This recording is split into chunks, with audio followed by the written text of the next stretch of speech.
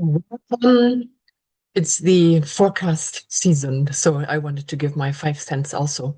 I did already a part one, and that is on my website also, and I will link it down here. So I will touch on what I talked about in the last forecast in part one, and then we pick up from where we left off last time. So let me share my screen. So I think you should be seeing it. Okay, so that's the beginning. And what we did, so the last forecast was at Nyala Healing, wonderful website, where you find a lot of healers and conscious people that are here to help people along the way with all the craziness that's out there in the world. So here we go. Let me just try a way to move these forward. Here we go. Okay, the energetic overview and all this, I will just fly through them and you can just pick up part one. So we talked about Chiron and Taurus, what happened in the past and how we can navigate this upcoming ingress now. And then we talked about Uranus and the various contact it makes. Uranus, the change maker, and then I would say positive contacts that give opportunity for us people to steer it in a better, in a constructive, more constructive way direction. Um, the the symbols that you see here, of course, these are the aspects, and they are helpful. But it also can mean that it means it is helpful, but it depends really what are we doing with it. So we can do mean things, and it will be successful because the planetary interconnection is supporting it. So there, I say it's so important to have the right mindset, the right intentions, and ethical conduct. So we have the Uranus Saturn contact, and that was already, so that was on the 19th of January. Today is actually the 27th of January. And then we have a Neptune contact, Uranus-Neptune, then Uranus-Pluto. And last but not least, let me move the bar, Uranus-Jupiter. So, and as I said, I just jump over it because in that previous recording, I go more into the detail here. And so those are the slides. Uranus-Neptune, Uranus-Pluto, Uranus-Pluto. And here is where we have to pick up again. So we would look at Pluto, which is power, personal power, and deep transformation, burning bridges, and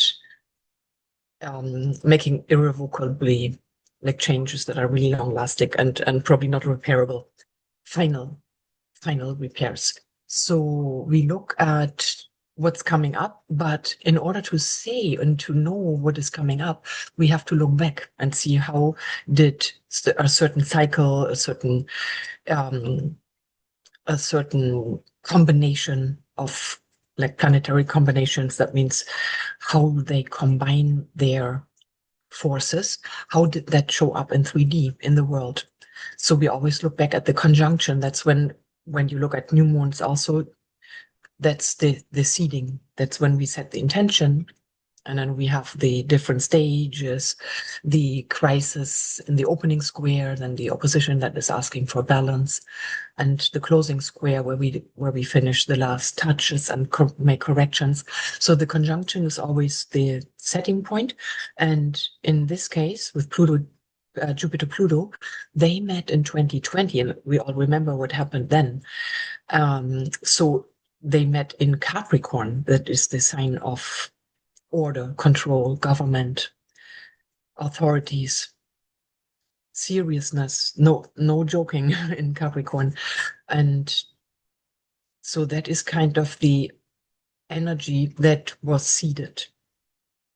And now we have an opportunity with the opposition to balance those out. And that can happen on the world stage, but also personally, we have to just make sure that we don't overextend, that we don't take control in other people's life and in terms of our own behavior with money, work, health, and commitments. Don't overload, and just because of saying yes and wanting to help, and we get we just cannot come up with the time. We don't have the time, so we should be realistic about it. Realistic about any kind of commitments. Money, of course, is a big thing because Pluto is the lord of wealth, and so we have to make sure that we don't overextend our own limits and speculation, and especially in this time and age where we are switching to a new money system, the old money system that most of us grew up with. Only because it has been around for a long time, it doesn't mean that it is good for us. And it's just a natural time to take a deeper look at that, and also teach younger people, like the children, even in school, teach them real money management and what's sustainable. Then, yeah, and watching our own power games and of course making sure that we don't get bullied and sever those relationships that are painful. So we have to take our own power without overpowering others. And the most important thing through all, whether it's Pluto in Aquarius, that's just the fact that Pluto is in Aquarius. Even now with the Jupiter-Pluto, Jupiter's expansion makes it bigger. Pluto is like the mafia boss. So we have to stay ethical. When we use it in an ethical way, anything can be helpful. And yeah, sustainable growth over maximum and like get rich fast themes. Then the next one that we're looking at right now, and there's so much information out there. I did a very deep dive in my last forecast, like the 2025 forecast, because this is not new for us, this feeling and these energies, because Saturn and Neptune traveled together last year, 2025. So between May and September, the two of them were traveling in Aries together. Neptune, the big fog machine, the big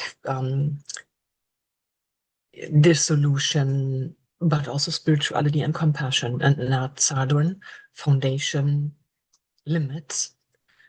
So they are both actually yesterday, Monday, Neptune re-entered Aries. Yesterday on the 26th of January, 2026. And Saturn is going to enter on Valentine's Day on the 14th. And so the two of them will then be in the same sign again, like last year. As I said, May through September. And then on the 20th of February, they will have their final big connection. So that means they go on the same zodiac degree in 0 Aries, and that will be leaving a mark. A lot of astrologers already have looked into when did that last happen in Aries. So because we want to know a similar scenario, they did meet Neptune, Saturn and Neptune did meet. They had a conjunction before, of course, but we want to know when did it happen in Aries, and exact, because that's the exactitude is really important. So in history, as I said, Neptune is dissolving structures that Saturn builds, and then we end up in illusion, and we are longing for a vision.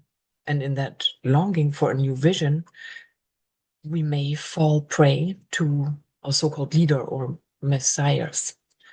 But for sure, we're looking for a rebirth, redemption. We want to get out of the illusion and the chaos. We want order again, Saturn. And so when we found Neptune they were already traveling together. That was in 1864. And around that time, we had a war going on. There was the Civil War in the US, and we had a lot of revolutions in Europe. And there was this ideological movement. Marx and Engels started probably putting together their thoughts for their book in 18 that it was published in 1848. So, and when we look the cycles, that means the conjunctions prior to this upcoming exact conjunction in Aries in 2026 on the 20th of February. Before that, it happened in 1917 in Leo, the sign of monarchs and egos. And that was the end of the World War One and the complete reorganizing of the European world order and the world order, I would say. And then the next time they were together in Libra, that was when the Tiananmen Square, where the person, the Chinese person, the cultural revolution, and just one person is standing in front of a line of tanks. The Cold War era was about to end. And then we had in East Germany, we had the protests where the government was brutally fighting the protesters. They were just wanting better, what is that? Conditions at work, fairer pay and all this, but the socialist government just ran them over with tanks. So it was a brutal riot, and in terms of the people being put down. And then the result was that they started to build the Berlin Wall, because who wants to be like in an oppressed environment? There's no dictatorship or socialist or communist state form that has been really fruitful and flourishing and where the people are happy. That is just not working. Oppression is against nature, and it will always at one point sooner or later crumble. So, and then the next step was 1989. That was then in Capricorn. Capricorn, again, the sign of governments and systems, banking systems, and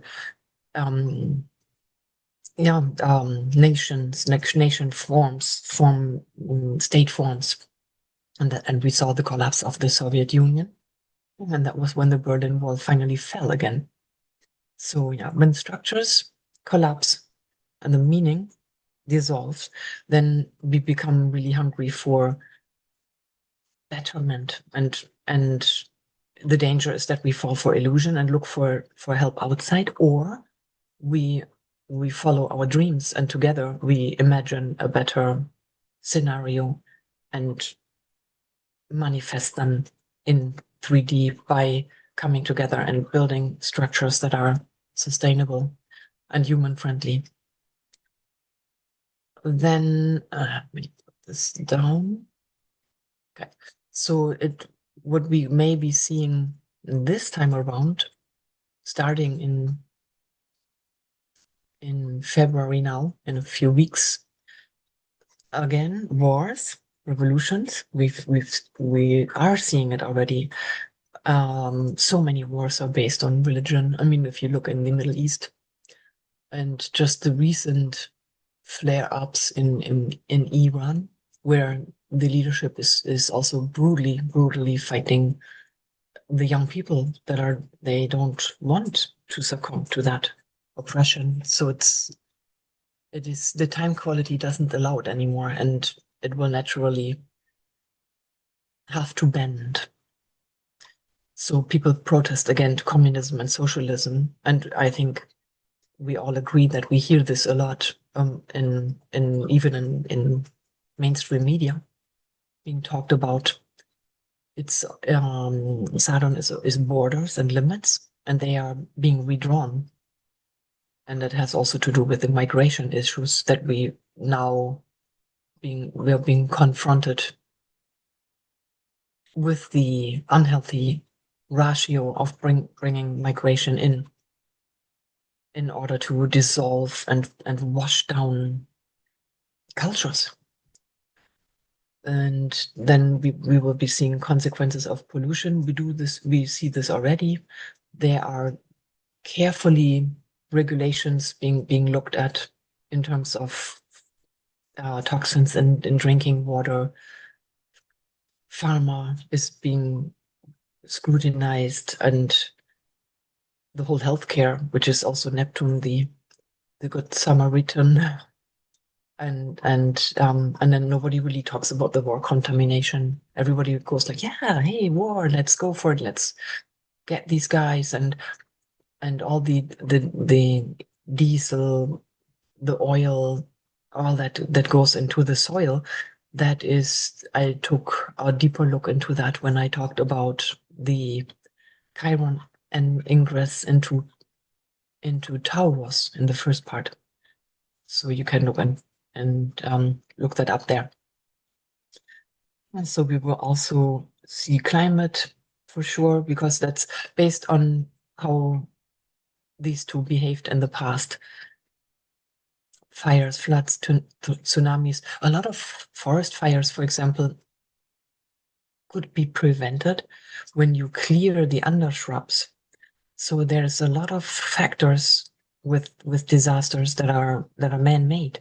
The tsunamis, of course, and quakes, I don't think they are man-made. I think also that Earth herself, in her process of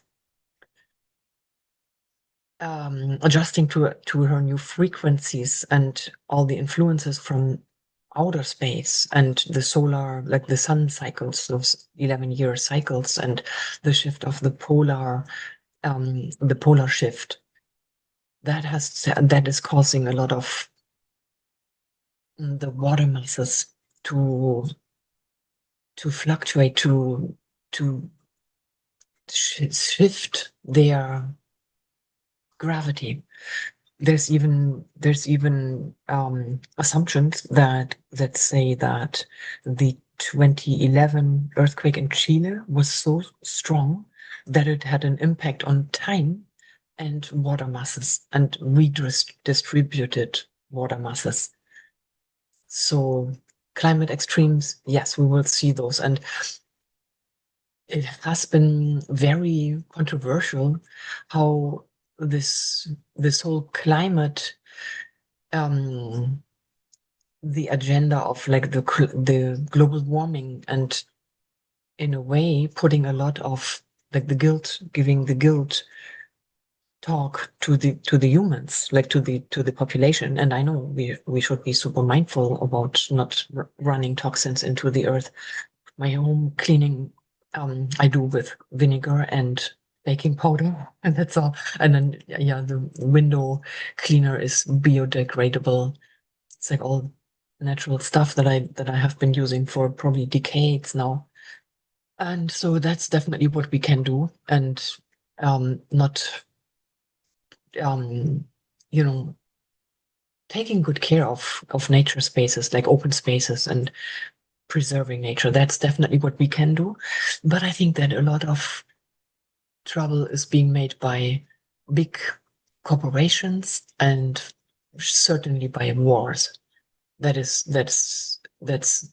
so much, really. And also what we put in the air, all the bomb testing, but also even what we shoot into outer space, in terms of all the trash, the space trash that we put out there. So we can do much better, but it is also a combination of bad decisions in terms of aerosols that government permits to be put out through airplanes. And then when there are grassroots movements that want to look at that and want to make changes, that happen then to be suicided. So that's something we really have to look at again. There's also like the real big cold, like really it's getting a lot colder in regions that are not typically seeing so much cold and snow. snow in the desert.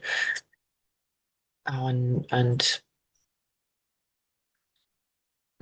so then the next point, spiritual reorientation. We've been seeing that, I think, when we look back to 2025 with this whole like Charlie Kirk and all the like autism. I think that people look at that really now. They really question after seeing what has been going on in the Catholic Church with what's that word? Like, what they did to little boys and abuse of little children. There's always coming back this one young girl. She disappeared in the Vatican, and her name just slips me right now. Oh, let's see, Claudia. I don't know. I don't know. I can put a remark under the video, probably in the description when I can think of it. But she disappeared, and every once in a while it comes up again, and they pick up this case again and look into it. But then going back to the church, I mean, if you look back into history, it is. I mean, also when we look at how religion has always been a big factor in wars, then you wonder, it is like brainwashing, and I think the real spirituality is an inside job.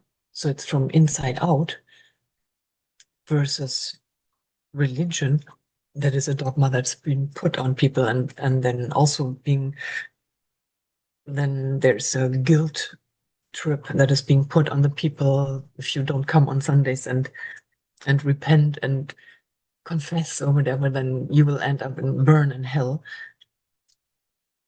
I think hell is just the consequence of our own when we do things that are not in integrity. Our like deep down we know it, and that's when we ourselves create our own hell by misbehaving and not being ethical, and that will reflect in outer relationships. So that's hell. I think that's our self-made hell. And then another thing very connected to Saturn and Neptune. Saturn, authorities; Neptune, lies, deception.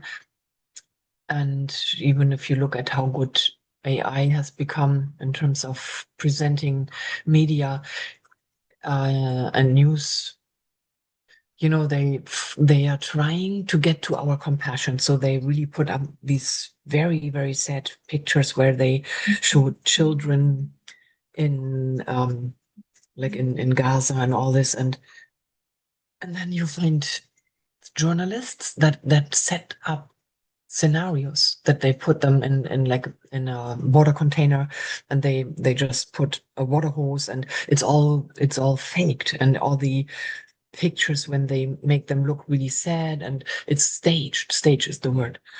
So we have to be mindful, and there is technology also that helps us detect fake videos, fake pictures that has been used. So, but it wants to really push our buttons and get our mm, compassion, but in a wrong, it's like almost harvesting fear, because we see these pictures and you don't know any better. You go like, oh my God, what's like these poor kids standing in the rain, or women, and then you see that this was a setup. Then you get really skeptical. I have become so skeptical about what's being presented. There were, even in the early days of the lockdowns, they showed an emergency room, and some people really figured this is always the same emergency room, no matter what station brought it, and what they found that there were like dummies on the bed, in the bed, on the table, and not even humans. And so they saw overlapping. It was always the same room, only one room. And another scene was where they were rushing what is it, like this the bed on wheels, when you bring an emergency persons into the hospital, wanting to put them on a ventilator or so. So they were all dressed up in the hazard outfit, like this suit and masks and all this. And there was a guy next to it. It was like when you go to a restaurant, you have a little table where the waiters receive you and they put down your name if you have to wait for your table or so. So like a table and like a set. It was a set, really, like a film set. And yeah, many interesting stories that came up over the past kind of 6 years or so. Anyway, so but yeah, lies, propaganda, and I'm German, and I know this whole East Germany, West Germany, because of interest. I've really looked deep into that, and I see both cultures. Basically, we have been the same people, but we have been separated for 40 years. So the mentality drifts a little apart. They are different. And they're more careful because we in the West, I'm from West Germany, so we always thought like they are, yeah, my God, they're kind of like socialists or so because they have been shaped that way. So, but because they have seen all the different stages, for them now, many of them, they sniff what's going on. So they are becoming really skeptical, and which is super helpful. Um, and then yeah, so also I've been fascinated. I'm eighth house sun with the Scorpio rising and my moon and rising. So I'm really interested in finding out like research, darker research and all these in these time periods where a lot of bad things happened, for like bringing it out, just talking about it and bringing awareness to it. Because I think it's coming back that we find out that some evil things have been planned by leaders that are not in our best interest, and it's now showing because more and more of us notice that we cannot trust this so-called leadership in terms of what they have in mind for us in terms of healthcare and our financial future and all this. So in a way, it's a good thing, the awakening. And yeah, the other side of Neptune then is when you get the reality, Saturn, the reality check, you want to escape. And you don't want to deal with it. It's that's the danger of it, rather than um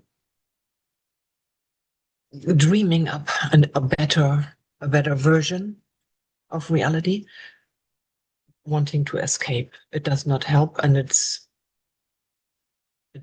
not even stagnant. It's like really back developing, backward. And martyrdom also. So that's also, we have to be very mindful of that. Then the systems reset. It's already. I mean, there's so much information out there, and it's not hidden at all. That blockchain transaction in terms of real estate and even general transactions. I heard last year that there was a kind of like a county fair. It was in Germany, and there was somebody selling jewelry, like handcrafted jewelry, and the guy was accepting crypto with a crypto wallet. So that was an interesting thing on a like a county fair, like a Renaissance fair or something. And so we see more and more.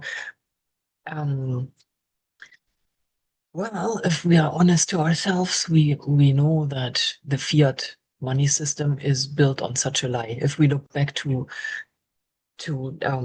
like the banking crisis 2007, 8, and then you see that the government is bailing out the banks, it would have probably been a brutal crash. But on the other hand, other countries have gone through this also, and they're still around. And like Argentina, Mexico had that going, and I forgot when it was. I think 98 in Argentina or so, like a complete refinance, like a rescheduling of like the restructuring of the whole money system. It's nice, of course, if we don't have to take a wheelbarrow to buy a piece of bread or so because of the devaluation, but it is frustrating that we see it happen. We people that when we do our shopping and it's just so obvious, but it is so how would I say, like it's so like nicely presented by the leadership. It's everything is okay, and I think I rather prefer a hard landing and a zero new start from zero again. I don't know. But then I think also that parallel economies will, I said that last year for the last forecast also, there are already like the farmers markets, they do have tokens and there's bartering, there are many things that we can do. And then also the trade routes reshuffling. I've been seeing this already a lot that they build new alliances and trade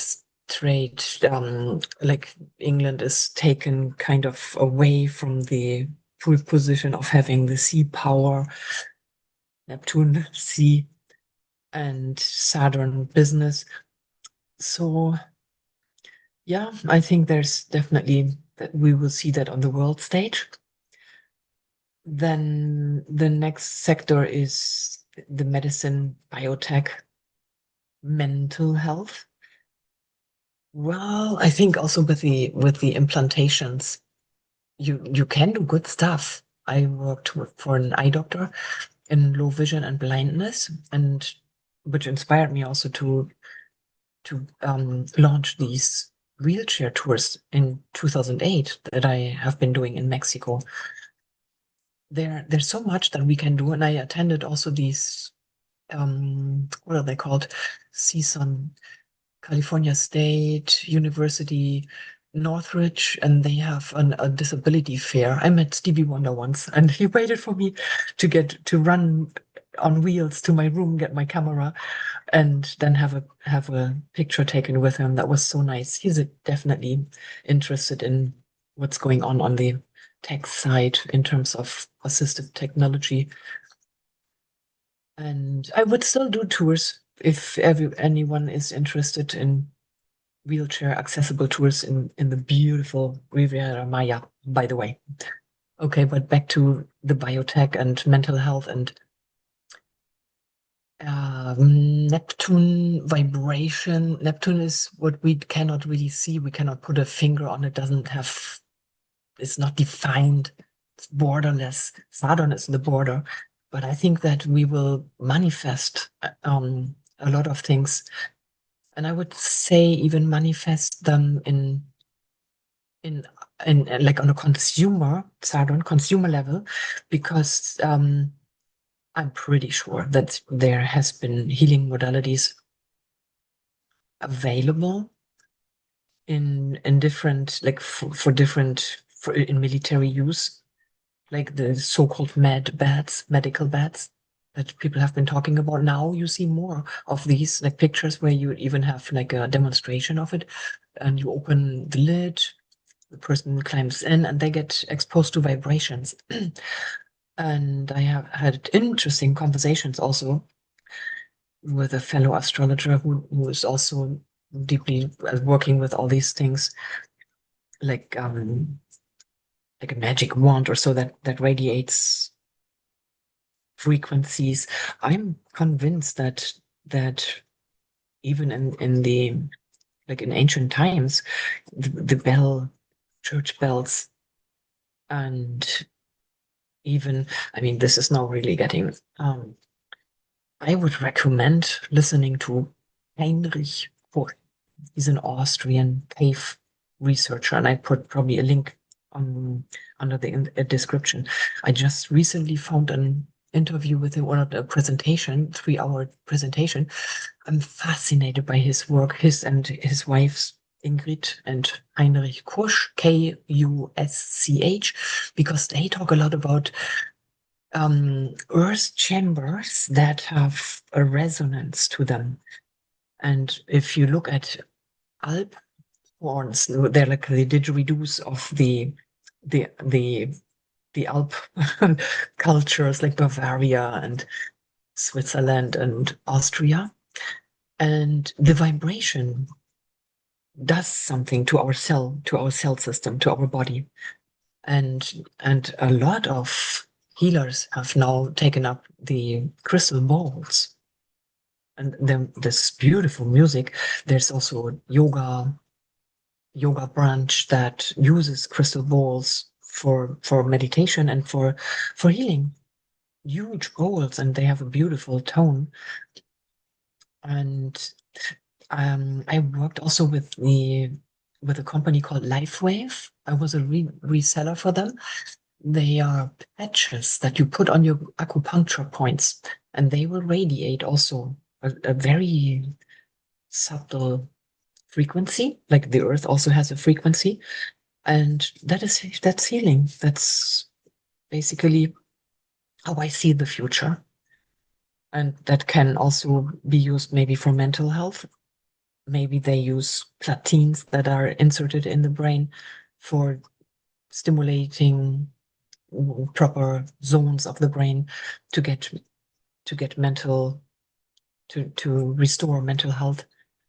But for sure, we will see breakthroughs, and then on the same token, probably also scandals with that. And maybe even that is also going back to the Chiron and Taurus times, like in previous Chiron and Taurus times, where there was like this flourishing of alternative medicine. And in the same moment, the big pharma wanted to suppress that. And they bribed the governments, and the governments then came up with hardship and regulations that made it more difficult. Today still, it's really expensive to have organic labels. But as long as it comes out to the light, and I think we have so much power. I always say, vote with your fork. That was the slogan of a company that I volunteered for at one of these. I think it's the Conscious. So in LA, it's the Conscious Life Expo, and in San Francisco, I forgot what it was called. Conscious Living, I think Conscious Living Expo. And they gave me a T-shirt that says like vote with your fork, and that's completely my mantra, because we decide, we decide with our wallet and our fork, where we click on what we associate with and which mindset we take, because it's also vibration, like what our mindset is. And we all fall into like maybe fear or whatever every once in a while. It's just detecting it and then getting our ship back on course. So, and then the infrastructure, that is what I think is a lot of times it's a neglection by humans. And regulations, not even the humans, like the citizens of a nation, but rather the governments that are to lose in their safety measurements. That's when you let bridges slide and you don't maintain them well. Roads, bridges, ports, and very interesting. So canals. In my last year forecast, Saturn-Neptune in Aries, when we had the little dip into this, the Ben Gurion Canal came up big time in my research. And guess what? Now we have the Peace Neptune board, Saturn. So the Peace board is coming up, and they actually talk about that. So they have like ocean front, or no, not ocean front, but they say like coastal front or so. That was Jared Kushner who talked about the plan. It's very actual. It's like really right now, happening right now. So they do plan on building the Ben Gurion Canal. So that's why they want that prime real estate in the Jerusalem, the Gaza Strip. That's why they want it. because it's valuable property. This is probably not new to us. Anyway, yeah, and then the next point. Oh, and I think also that not only that, but worldwide, and that kind of ties in with the reshuffling of all the trade routes, whether it's the new Silk Road and who's doing business with whom. There's so many train tracks and train lines that I see, like that are crossing, connecting European cities and really going from, I don't know, North Germany to Ethiopia. So you find really new definitions of borders and trade routes. So then, yeah, the next thing is then mysticism, history. I think that's a big thing. Saturn is about the past and tradition, and Neptune is about like mystic, all the things that are like fairy tales and all these. And I think we will see a lot of revelations about that. There are a couple of YouTube channels that I come across and that people mention to me that I may not have the time yet. I haven't had the time yet to look into this, but yeah, I think that we keep questioning our past, and if you look at this, there's a huge movement about Tartaria and the use of old buildings and how a mudslide has covered the bottom parts of houses and that are now excavated, and I mean all the sites that are coming up. I think last year and probably also 2024 already there were a lot of ancient sites in Central America, Mexico. There was one for sure in the Oaxaca region, I think. And I think also Venezuela had something like new developments. This presentation that I mentioned of Heinrich Kusch was a month ago, probably like December or so. He talked about UFOs, and if you look at the Mayan codices, the one in Dresden for sure, they show pictures of UFOs in those codices. So it's an interesting time to be around. And yeah, I think miracles. I've seen some miracles. Man, when I was in some situations, and the like really challenging situations when they turned around and it was like almost like a miracle, as if time stood still. And I think those we will see a lot more paranormal events. Telepathy will become stronger and our intuition will be sharpened. That's what I can see in the world in 3D, that it will happen, and how we can navigate it personally. Practice mental hygiene, very important. Yes, we want to know what's going on, and we have to, but not buying into the hype and not being so susceptible to propaganda and emotional. Like when I talked about some of these, like I think they're called grifters, when they want clicks and they put up really dramatic thumbnails already on the video, and then it's really looking for the drama. It's almost as if they want to create this fear and this hype. So we really have to balance that, and also be aware of paranoid people and all these pessimistic and fearful people. Let them out, and probably they fade automatically because it's also fine-tuned right now. Strengthen the body. That's the other super important thing, especially with the Aries factor involved in here, and Neptune that wants to dissolve. Saturn and Neptune together, their decay, so, and intoxication. So the body has to be super strong. Martial arts are really good because that combines the spiritual side of the like Tai Chi, yoga, Qigong, and all these disciplines, and discipline to begin with, which is Saturn, self-discipline, bodily fitness, and with that we have a healthy self-esteem, yes, also, but a healthy what's that?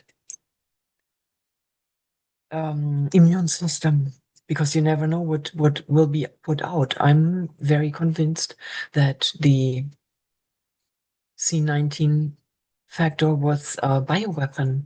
So that's something. Um, okay, so I have seen footage that shows that in the protests, in the Corona protests in Australia, they used jeeps that had a huge antenna on top of them, like a parabol antenna, and they pointed it towards the crowds, and they burned the people by the radiation. So I will definitely say something like that is around. Now we're coming just out of the shock, just the first full moon in January, the invasion of Venezuela, and the shock surprise, the shock attack, and this weapon, I forgot what the name was. Do something with B. Yeah, I don't remember what it was called. Like but it was like a paralyzing weapon, and I'm convinced that there's other stuff, and that's why I think the atomic fear. I'm not as much fearful of atomic bombing and nuclear war, because I think that with a push of a button, they can from space they can just pinpoint anything and take people out that way, and detonate or wipe out things much more easily than throwing a big bomb. So I think, just me, I think there are more sophisticated weapons that have no smell, no noise, and yeah, so that can also influence our moods and maybe keep us down and keep us insecure and keep us hopeless by just radiating a certain frequency. Like, there are fences for dogs. My friend had a fence. Also, you have little sticks that you put in the lawn to to set as a boundary for your property, and you don't want your dog to leave that meadow or like a horse or whatever. So these sticks are equipped with sensors like an electric fence, and they zing the animal so it stays within the boundaries. And that is not, I'm not making this up. It has been around. And also, I mean, there are websites. I think in my last year forecast, I mentioned even a website that they call it crowd control, crowd management. So there you go. So strengthen your body and your resilience and your discipline and your immune system. Yeah, stay grounded in reality. In the same moment, we stay grounded, of course, when we do these exercises. Martial arts is perfect for that. Dancing also, through also walking, gardening, cooking, touch, nature, manual work, and connecting with practical and uplifting, courageous people. Then lending a hand to others and not fall into murderdom. That's also not, that would be the opposite then. So help those in need. And that is also giving more self-assurance and more confidence to us if we are able to help someone else. Because when we are strong, and all the mothers among you guys will know that you have to be strong. If your child comes with an open leg, like an open knee, fell, you cannot say like, oh, I cannot see your blood, I'm sorry, I cannot look at this. You will help the kid, you will clean the wound. So that's it's a big time, I would say. So we will have to be the stronger one and help others along the way, and again give an arm. And then keep Neptune clean, very important. Also use it for art and nature, music, making music, listening to music, because it's also vibration and can be healing.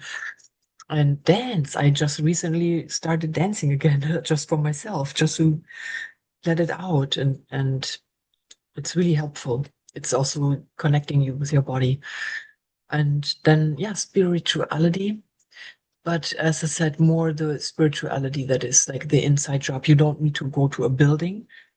Some churches are beautiful. Some cathedrals are just beautiful to look at, and they have great acoustic if you're in a choir or so if you're singing.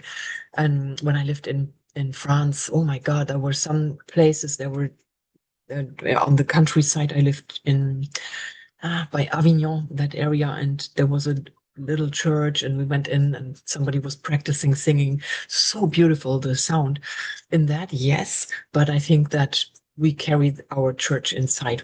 You don't have to go anywhere, so it's inside. And also listen to your dreams, and maybe also journal, not escapism, and not fall into fear, and being mindful of toxins of any kind in the food, in the water, people, toxic people, situation, work situations, anything toxic, respiratory, Yeah, and I mentioned in the bottom here, so it's on my YouTube channel also, and it's for free. And if you want the slides from that last year's presentation, yeah, just hit me up and I'm happy to email them to you. So let's keep moving. So now this year again, our nodes are shifting. The nodes are our moral, not moral compass, but our soul compass. I think that is better to say that. So in the summer also, I think that July will be a hot spot anyway in terms of energies. And you find that in part 1, where I do like a bird's eye view of the energetic bird's eye view of the year. So yeah, July, a lot of things will be happening, and that's when the nodes, our collective focus, will shift from Pisces, spirituality and compassion, to Aquarius, detachment, cool head, brotherhood. And then the South Node is where yes, it gives us traction. Yes, it gives us momentum. And that is Leo, that's the heart. That is leadership. And we want to take the best out of Leo, fun, leadership, courage, artistry, yeah, the arts in general, and the best of Aquarius, which is science, having a scientific mind, wanting to look ahead, look to the future, not dwell in the past. So all the good from both signs, so the characteristics, the qualities, both the best qualities, that's what we want to take, because we cannot only look at, oh, we only want to do the Aquarian way, Yes, we're at the verge of the Aquarian age, but it's always, everything is polar. Everything is polar. So we all, no matter what our sun sign is, we carry the opposite in us also. And the idea is to have a good balance, So we want to go away from personal pride and royalty and like monarchies and this top down, the ego and dominance. We want to shift towards more collective vision. We are all in this together, and innovation, making things better, getting rid of the old ways. It is just a time quality that is not allowing this, like the structures that we had, that like the control, to bottom hierarchy. It's not working anymore. And it is, you can say what you want. Look at all the leaders and all the like the big business people. What did we talk bad about Bill Gates? But if you take someone out like him, unless the time quality is ripe for a replacement, for a shift in consciousness and a shift in events, then life will replace such a person. So we can wish all the bad to like Trump.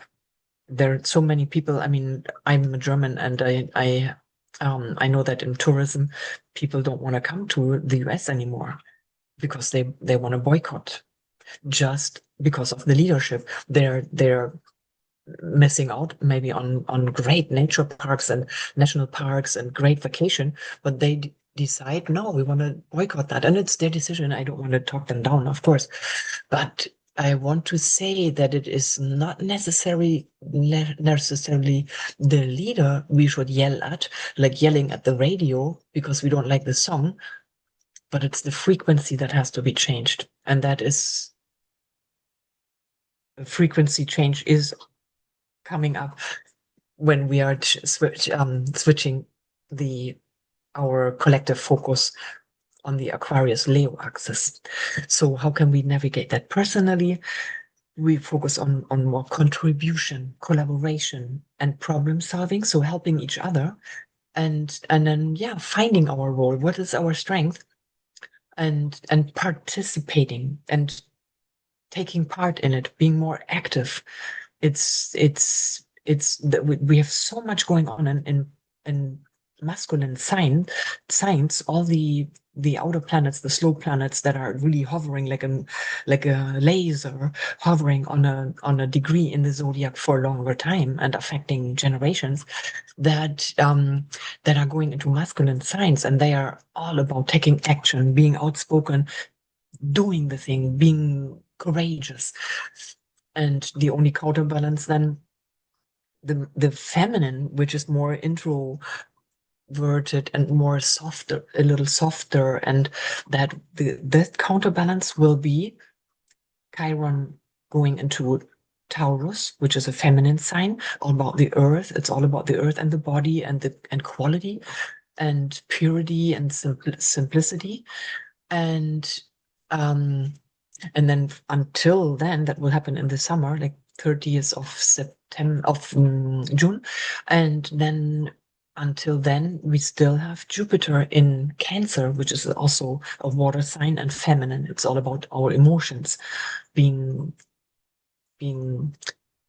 nourishing, being supportive, nourishing, generous with our feelings and helping others and yeah,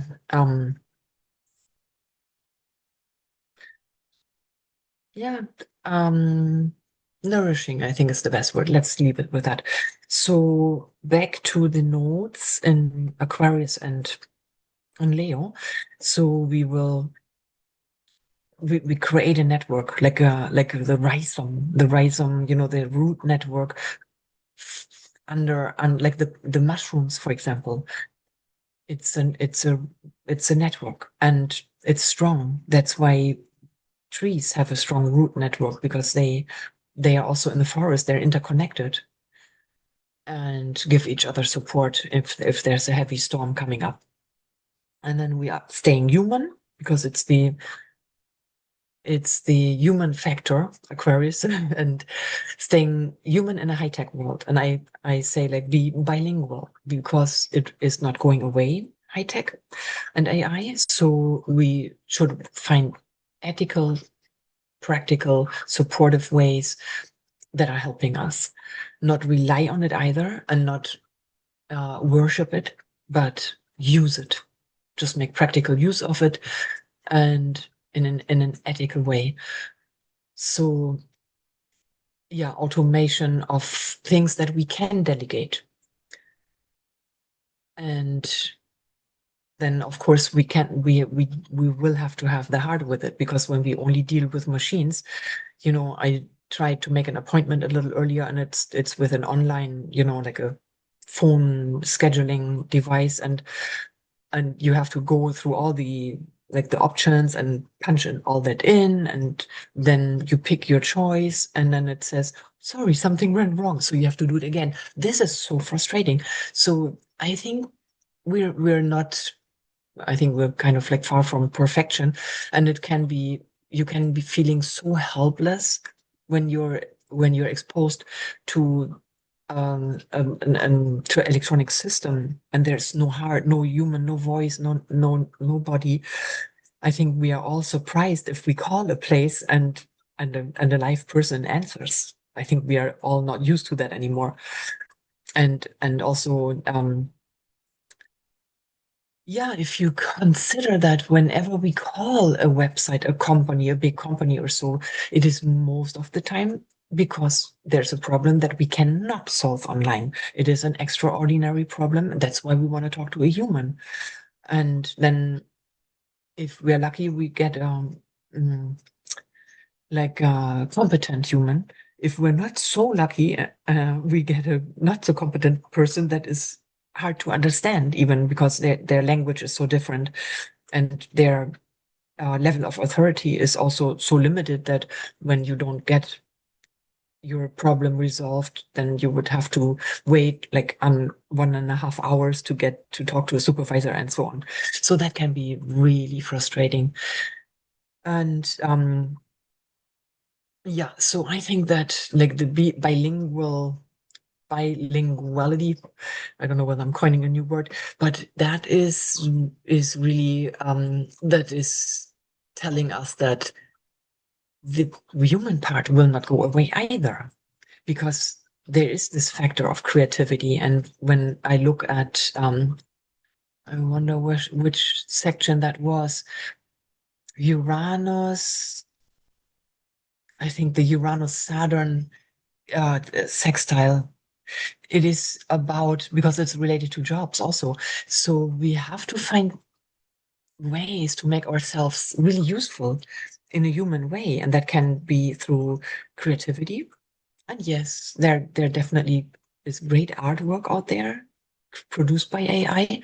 But I think also I have worked with AI, but I don't know. Maybe I'm not good enough at putting the right prompts. That's I'm still learning, so. But it is possible, yes, to produce great artwork if you find the right prompts.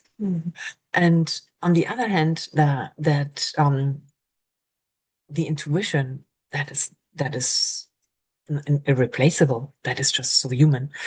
The warmth, the intuition,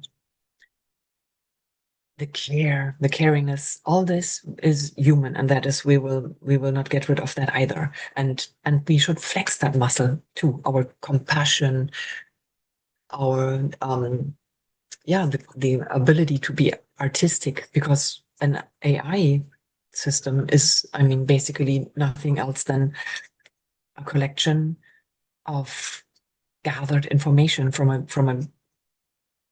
wider selection of data. It's data. And it can put it together, yes, and it can put it out by speech and all this, yes.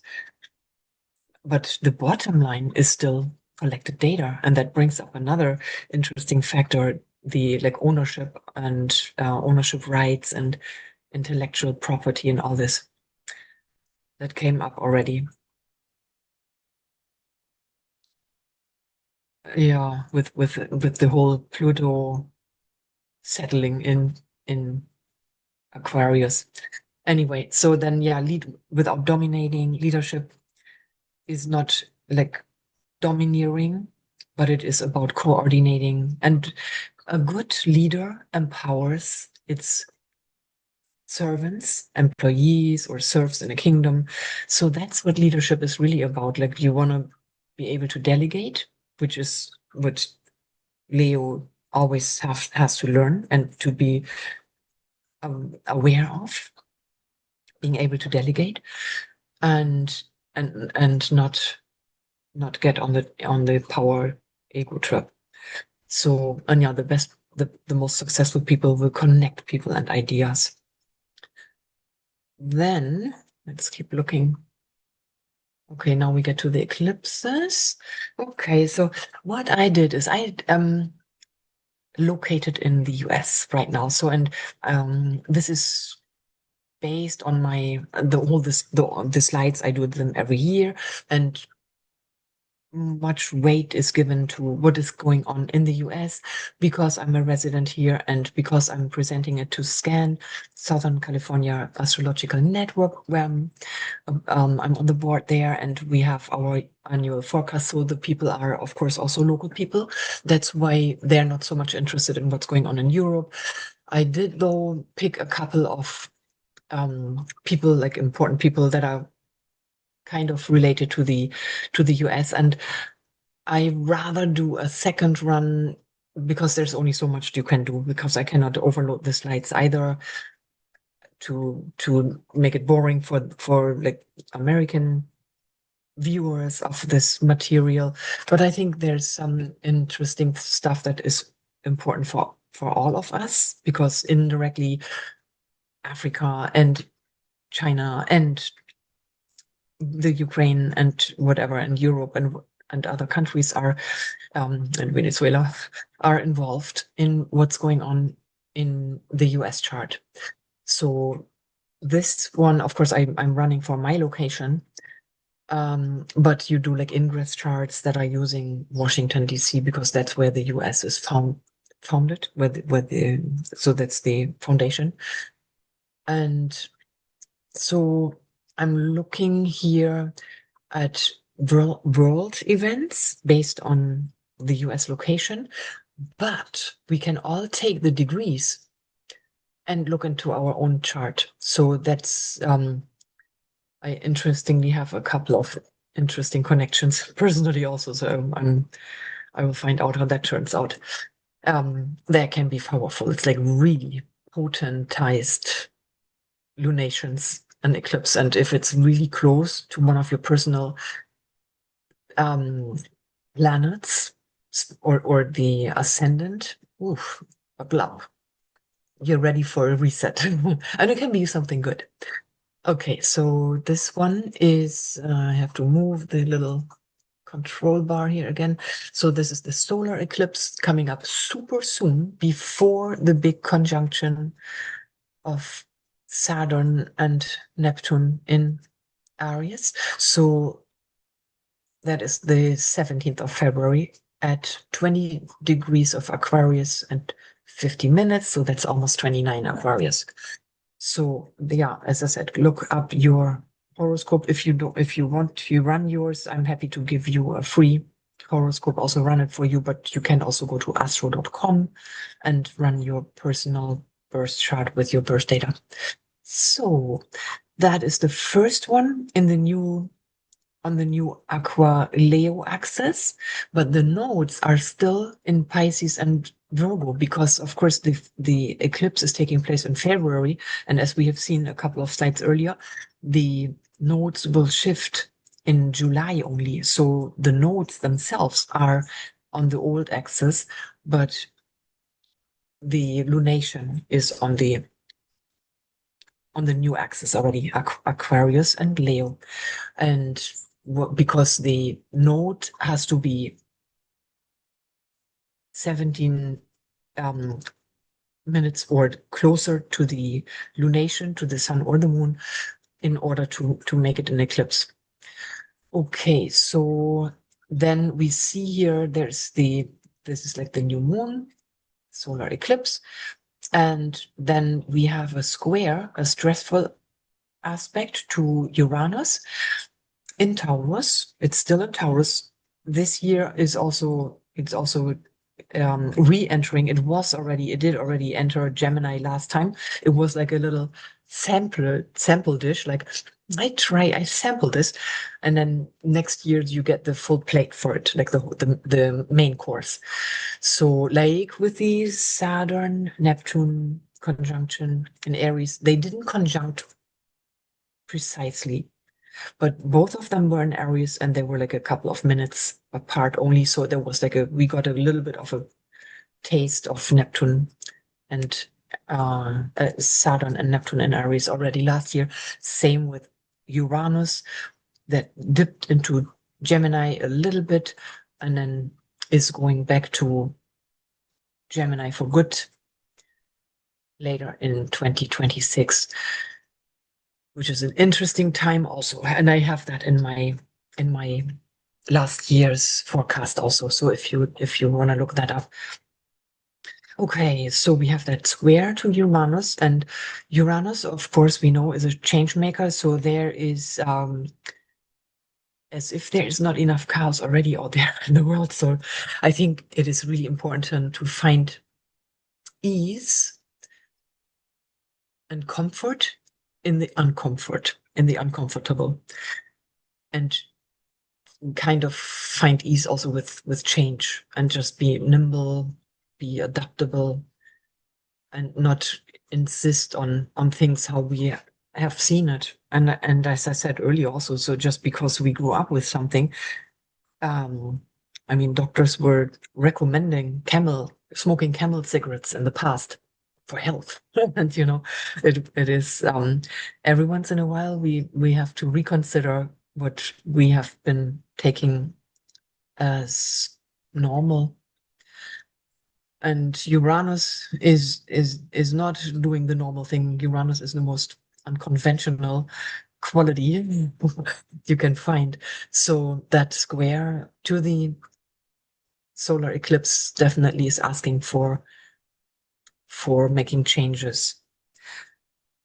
And then it is also affecting the US moon. The moon in the mundane. Mundane is like the world horoscope.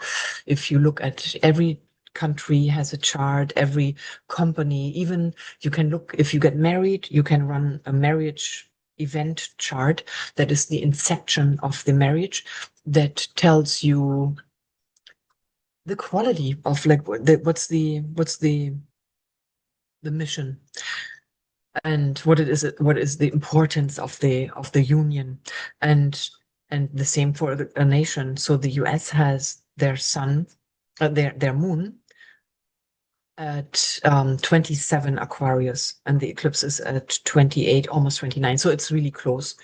And the moon represents the collective, the people.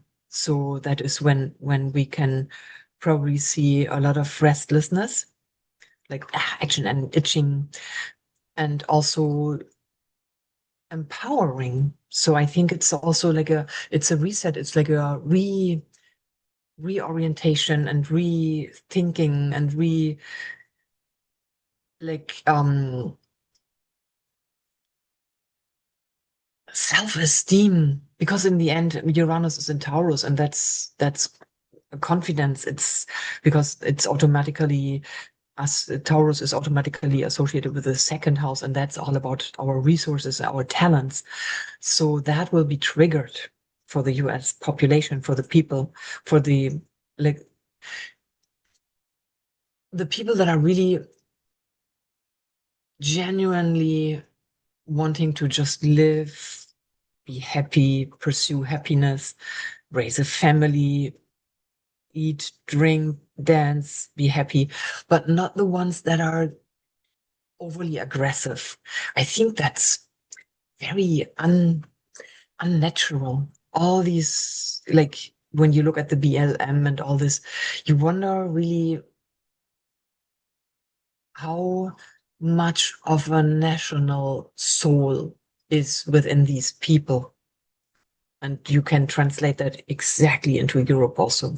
And they're interconnected anyways. They are funded by certain organizations. And it's one thing when you look at the real people of the country, because they take pride in it. They take pride in it. And that's the thing. You belong to a country and you're vibrating with the country. That's really, I mean, you call it patriotism. And I don't think something is wrong with that. It's really, you're proud of being who you are. I will never be like not German. I'm proud of being a German, and I love my country. Every time I go on vacation and visit my friends and family, I love it. The food, the feel, the vibration. We will never cease our roots. That's one thing. So there's a pride of being who you are, and then there is like when you what's that word, entitlement comes to me. Entitlement because you have a citizenship and you claim certain rights, but it's not necessarily the pride and the belonging. And some people, I mean, I'm a green card holder, so I'm not a national, but there's one thing of like wanting to be somewhere and just like this aggression that you see often in these like counter movements versus a movement that loves the country, that I would accredit to the Tiananmen riots of the students, and now the recent riots of the young Iranian. They say like, we don't want to do this anymore. This is so wrong. We want to be free. Also, we want to be free, and they love their country, but they don't want this artificial oppression. So yeah, so that's what I think. And I will be cooking and like bubbling up. That's better said. So I don't want to scare anyone either. And then also because it is really close to Vance's. I mean, he's the vice president, so it's his ascendant. So basically, he's like the ascendant is how we come across. That is like he will be probably seen very differently. Like people see him with different eyes. His appearance and his persona come across in a new like his persona will be like eclipsed. That means renewed, reset. So however that may, I don't know, maybe he's taking the mic more and he's wanting the front stage more, or maybe bringing in more of the tech guys because that's what he came in with. um they brought in also so all the support for Trump to be elected. So they supported his election a lot. So maybe that's, and in the end, I mean, Uranus is high technology and internet and electronic money and Taurus. So I don't know. We will see. And then it coincides with the fire horse in the new year, exactly that day on the 17th of February. And the fire horse, fire, active, male, masculine element. So that goes really hand in hand with the with this 2026 theme of all the outer planets in masculine signs. Alrighty, let's hop to the next. Oops. So that is the lunar eclipse on March 3rd, and that is on at 12:54 Virgo Pisces. So 11, 12, 13, maybe 14 in that range. I would the closer the degree, of course, the more impactful in your own horoscope, and that can be either Virgo Pisces axis or the Gemini Sag, because it's all the mutable quality. So if you have something at those degrees, then you will feel this more impactful emphasis. As you can see, it's all the party is going on in Pisces and Aries. That's really condensed. And then again, I'm taking the US as the base because I presented this to the scan people and they're local. And this one is on China Saturn in this case. So that's China Saturn is at 13 Virgo, and that's in the seventh house for China. And I'm using the 3 p.m. foundation, like the inception chart. Most of the time when you look at countries when you don't know the exact time, like I don't know, 2:15 p.m. or so, that is when the Constitution was signed or so. Most times you use the 12 p.m., but I found that Mao Zedong proclaimed the Republic at 3 p.m. So I like to use that if there's something around, if there's a more precise time, and that gives me the Aquarius ascendant, and that makes complete sense if you look at how technologically advanced China is, and totally into futuristic, while still maintaining thank God, the traditional Chinese medicine. So that's good. And so yeah, Saturn is limiting, but also can be like structure. So, and in the seventh house, it's all about allies and enemies, open enemies, because hidden enemies you would find in the 12th house. So new alliances, and I think there are already talks that even Germany does have talks with new economic alliances, and what's his name, Carney in Canada, he's strengthening his relationships with China big time. Then it is I didn't, because it was so recent when it just happened, the Venezuela thing just happened, the invasion, as I was finishing up my slides for the presentation. We had our presentation on, I think, on the 12th of January, and I can't believe I'm just looking at my calendar, and I say that I wrote June, not January. Okay, so yes, so that means Maduro. I didn't find a good horoscope for Venezuela that I found working, but I looked at Maduro, and that was really right on. If you don't find a good chart for the country, then you can use the leader's chart. And so it's that the moon in this lunar eclipse, the moon is conjunct Maduro's Pluto. Pluto is when Mars is the warrior and the soldier, Pluto will be the mafia boss.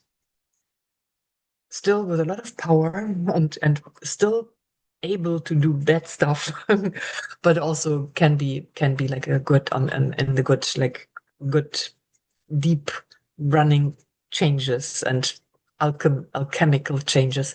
So Maduro's Pluto is at 12 Virgo, and that's right on his Pluto, and his power is eclipsed with this March eclipse. And of course, yes, he got already, I think he's in this, yeah, and not, I think, I know he's in the same hospital, I was about to say, prison, than, uh, than Diddy, the good old Diddy.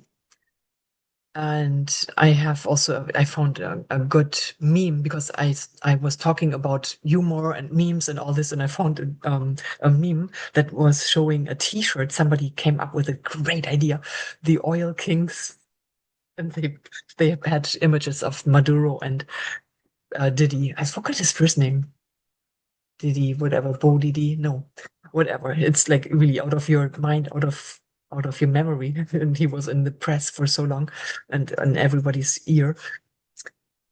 Sean Combs, yeah, but they're in the same prison in New York, federal prison. But anyway, so he will get eclipsed, and whatever. I mean, this is already curtailing his power with the eclipse. I mean, with being taken out already, yes, and being put into a prison, and being put in front of court, and investigated and all this. But hey, he has the upcoming lunar eclipse right on his Pluto, on his power planet, personal power planet, in his second house of like money. It's the money house. The second and eighth house are the money access. That is the second house is your like personal bank account and your personal resources. That can be your talent, because when you use your talent to sustain yourself and make income from it, that's your second house. The eighth house is shared resources. That is rather when like it's your partner's money, it's your mutual bank account, it's taxes that are not produced by yourself, but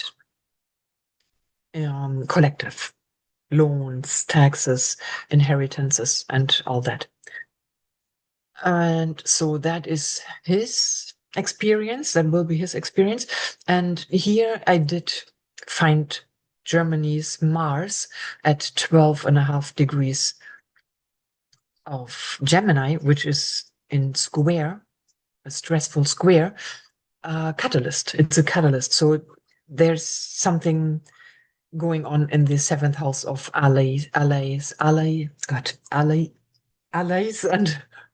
enemies. And so we will see how that turns out. Some headlines probably will come out in that aspect, that there's like a reset button, something new, like a reset. Old allies phasing out, and a new alliance being built. Yeah, China news about diplomatic affairs, Maduro's resources eclipsed, and Germany being triggered into war, or maybe being attacked. I don't know. I mean, this has been all going on because it's also the enemy is someone who triggers us and can attack us. It's it's probably rather the rattling of sabers, what it is, and the like the military is calling up for like mobilizing, and maybe, yeah, I don't know, maybe just provocative actions in that realm by enemies. Okay, next one is the solar eclipse on August 12th, and that's at 20 Leo 2, so early at 20 Leo, and that will be trine the US Chiron at 20 Aries.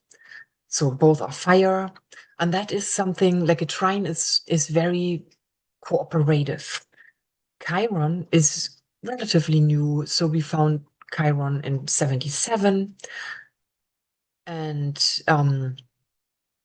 so we don't have a long track record, because basically how we come up with all these, like how we are able even to say what Neptune is about, only after its discovery. And we can go, of course, way back with the sun and the moon and all the planets that are visible to the naked eye, because that's what the ancients could see, and they knew, oh, when this planet is rising at the horizon before the sun comes up, then this happens. Or when there were conjunctions, when two planets came together, like the Jupiter-Saturn conjunction, which is still an economic 20-year cycle. So the trine with Chiron is then, oh, that's what I was saying. So the older planets, the ones that you can see, that is, they have been around since the early Sumerians, when they jotted down all their findings on cuneiform tablets. But then Chiron, we don't have as much track record. I listened up to Chiron when I turned 50. I was like all excited. Oh, Chiron return. Ooh, but it was not cheerful in my case. Maybe because it's 29 Pisces. It's the very end of the zodiac. In my case, I don't know. It was not a cheerful experience, but powerful and healing in a way. It dealt with wounds, like big time, that I'm not sure whether I'm even done with that. I don't know. Anyway, but it's definitely, it raised consciousness and awareness. So and I'm almost 60 now. So anyway, so it is, in this case, it's then conjuncting. Also, okay, I just want to finish. Chiron is the wounded healer. In the first part of this forecast, the 2026 forecast, I'm talking a lot about Chiron. So it's really about the master wound that we carry, our embarrassments and yeah, big wounds, big healing, the mortality, big, yeah, that's a big one. Yeah, I'm just going through memories in my mind. My dad passed away, and it was like a deep cut that I'm not quite sure whether I'm really over it at all. So, but let's stay with a cool Merlin mind and not become too personal, because that's what astrology is about. Chiron is a newer planet. It's about healing. And then we look at what else does the eclipse do, and it's conjuncting Putin's south node. So of course, as I said, I was looking for prominent charts and leaders, and the countries and leaders charts. So Putin's south node, the south node is always about letting go. Yes, it's our momentum that I always like to explain it when we want to chop wood. So we have the axe, we have to go backwards to get the momentum and then hit the axe on the wood to cut it, to part it. So the south node is necessary, but it's more that what we let go of, that like the north node is where we are, where our soul says like, hey, that's what I want to experience this lifetime. And the south node is what we, like our equipment, what we came with to master the north node. So the eclipse is on its south node in terms of letting go, in terms of like realizing what is not important anymore. And yeah, so it's in the second house, in his second house, also in terms of personal resources. And because he's the leader of the, oh wait, no. It's in his ninth house. I'm sliding into the next row. That's again Maduro. And so it's in his ninth house of, that is all things foreign affairs. So all things like other countries, international affairs. So I don't know whether that will, that is August, whether that will be visible in the conflict between Russia and Ukraine. It would be nice if this could come to an end. Hopefully even before. But anyway, so we will see. We will sit in the first row and watch this. August 12th. Okay, and then it will be again in Maduro's chart. It will hit his Mars again, his second house of money and on his personal resources. And it's pretty exact also. So 19 Leo. And it will also square Europe, the EU. So the EU, the European Union. So that's the organization that I was looking at. They have their Mercury retrograde, and I have never really looked as closely at their chart, their inception chart, but I found it interesting that they would choose, I mean, these organizations, and they say millionaires don't listen to astrologers, billionaires do. And all the leaders, believe me, they have all their astrologers, and they look at divination and all this, and they elect certain dates. Election charts are when you pick a certain date, when you open a company, or you launch a company, when you want to plan your wedding, or so you can, or surgery. So there are auspicious days when certain events are turning out better than on others. Mercury retrograde is like, that's an introverted mind, and the communications also, when Mercury is retrograde, it is likely that we change our mind after Mercury turns direct again. It's not, I mean, we cannot stop our life when Mercury is retrograde, which is happening 3 times a year. But anyway, so it's on there, Mercury, that is retrograde by foundation, by creation of the organization. And it's also pretty tight. It's 19 Scorpio 51, and that's the square then. It's also a fixed sign.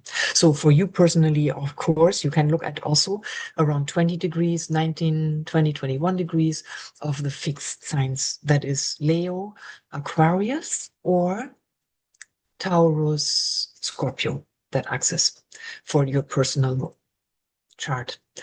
Yeah, Putin's fate axis, so letting go, so the south node in the end, Maduro's second house again, and it can be his military, because as a leader, your military is like a resource.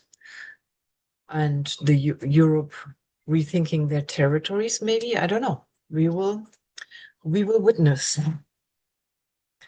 And then we have the lunar eclipse. This is the fourth. So we have 4 eclipses in the year.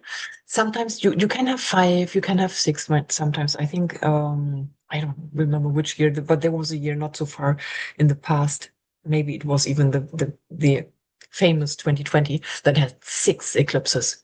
But this one has 4 eclipses. The fourth one is the lunar eclipse on August 27, and that is in 4 degrees 54 minutes on the Pisces Virgo axis.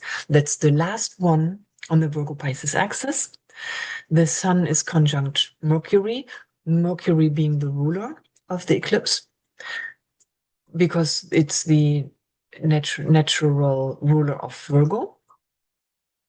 And it is applying, it's like when it's approaching. So it's a build up, and a build up aspect, like square, conjunction, opposition, and so on.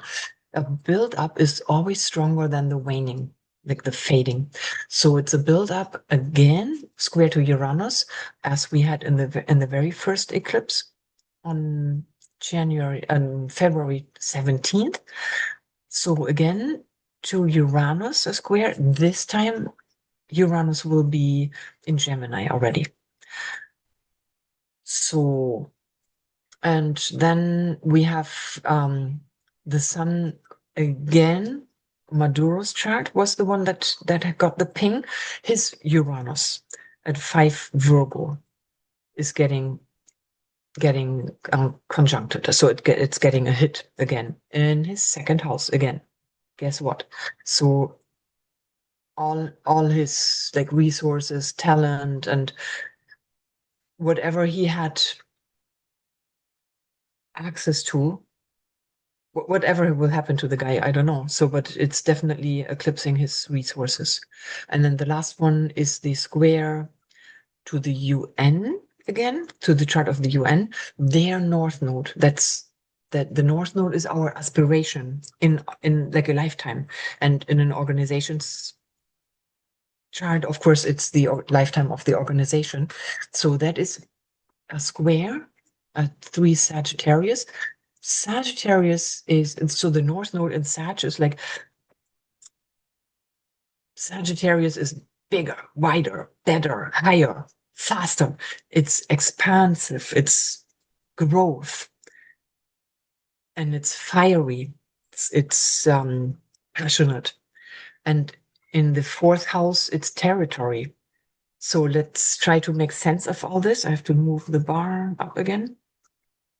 So that will, just alone the fact of the connection with Uranus now in Gemini, quantum leap in transportation and communication, important announcements regarding blockchain money, that's the high tech, and the system, and or deciphering and demystifying, for example, the Vincha culture. it came up big time in this presentation by Heinrich Kusch that I mentioned, Kusch. He was talking about the script. It was the tablets. They were like really well kept tablets they found in, among others, also in Austria. And science does not want to accept the Vincha culture as a language. Like we have Hebraic and we have cuneiform. Those are accepted, and you wonder why do they not accept that as a language? Because I mean, you find this engraved on figurines and you find it on tablets and all this, and there must be a meaning to it. And why saying like, oh, this is not a language? I don't get it. So I don't know. Maybe it's coming up because I mean this presentation has gone viral, and there's also a podcaster. Tarek is his name. Crop FM, CROP, like crop, like the harvest. FM. He has a channel on YouTube also. Very good podcaster. He has interesting um, people there for interviews. And Heinrich Kusch was there a couple of times already. That's how I first found out about him. And it may have also been like in 2020. That's when an interesting time for me started in terms of research. Then, and also that is where there's a lot of depicting of UFOs. So it could also be that we maybe find a frequency that we are able to talk to others. When I lived full time in Mexico, my boyfriend, when we went to the ruins, he was respecting the site because the ancient beings, they are still around. So there's like the energies are still there. So he was asking for permission. Some people even put tobacco, and we put often a little drop of water to just as a gift, and asking for permission to enter the site. So we, in our arrogance as a species, as humans, we just go out to outer space and we harvest rare earth minerals, and we don't ask for permission, and whether we are interfering with other nations also. So I don't know, maybe there is a nation that says like, okay, humans, we have to talk now, and maybe they find a way to like to vibrate a language to us. I don't know, I'm just putting this out. I'm a Gemini, so well, I do think and I ask questions. I'm curious. And my son is in the decan of Aquarius, and the modern ruler of that is Uranus. So I'm really pregnant a lot of times with a lot of questions that go that are extraterrestrial. Yeah, we will see. So let's see. Yes, let's see. What am I? Yeah, the Vincha language and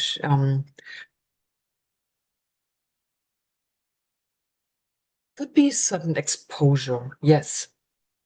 And in terms of in terms of the EU, in terms of territories, because the fourth house is all about the domestic setting, the domestic affairs. In a person's life, it's the family and the home, and in a country's case, it is the territory. Yeah, we will see. So just sharing, thinking aloud, I would say. And now we get to the Mayan perspective. Let's see. Yeah, okay, we still have time. Mayan perspective. So every year in my forecast, I have gotten used to throwing in the Mayan perspective. I did live with the Mayan.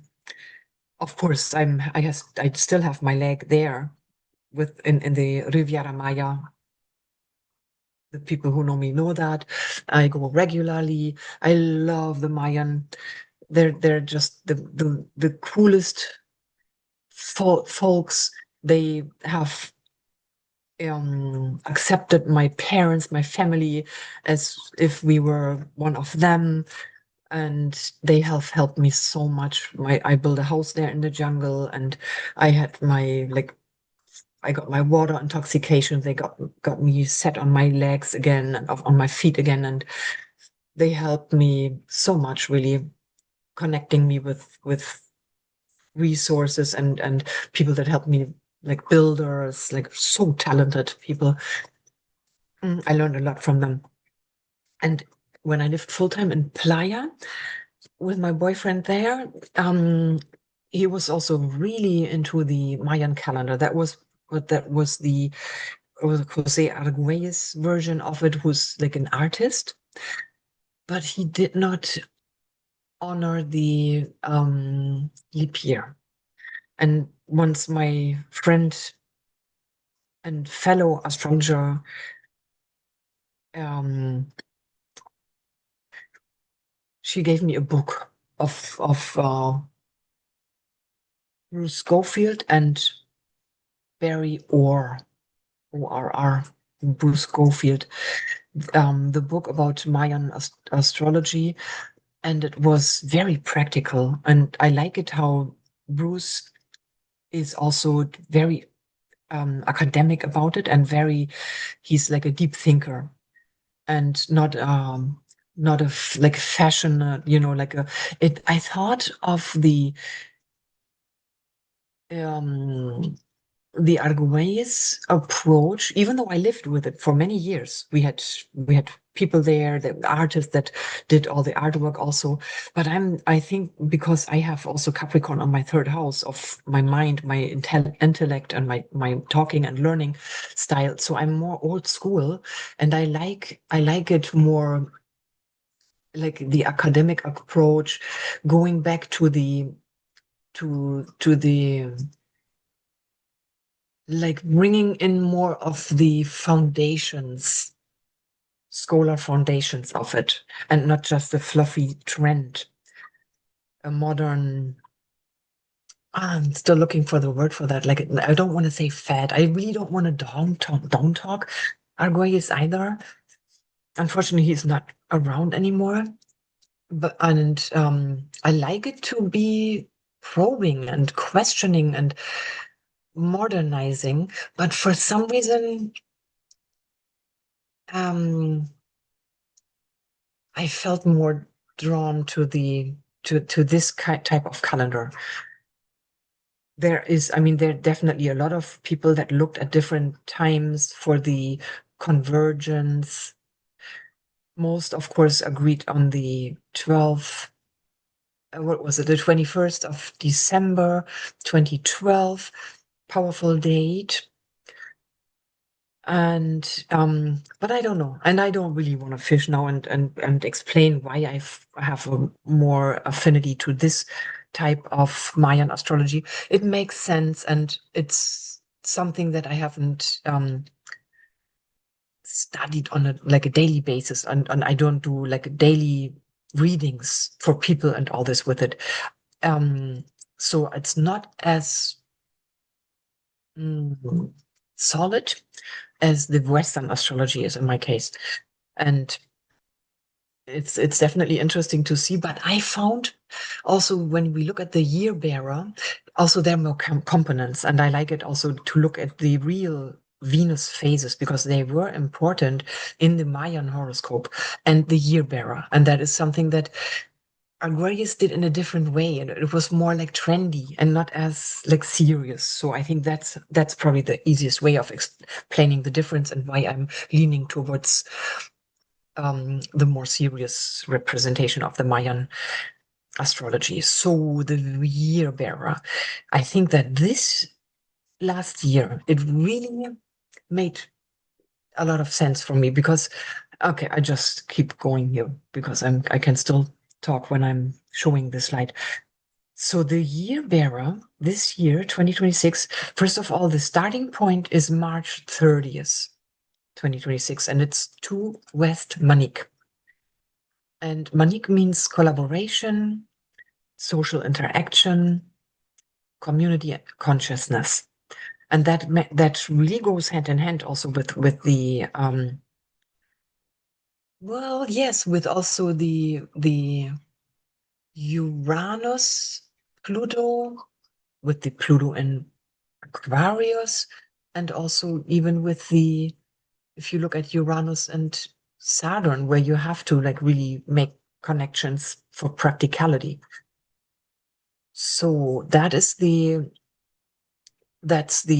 what was delivered. Of course, so much has been destroyed. It's a shame that the conquistadors they destroyed all the material, and it is only being guarded by a lot of serious time what is it, what do they call it, like timekeepers.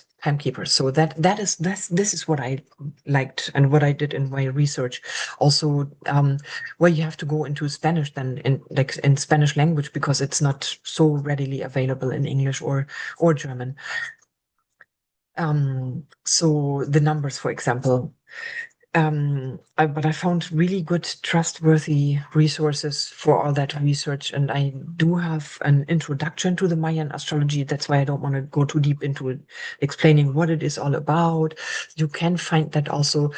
I still have it for free on my YouTube channel if you're interested in like all the 20 signs and the 13 trecenas and how it interacts and the different types of calendars and all this. So, but back to the annual forecast.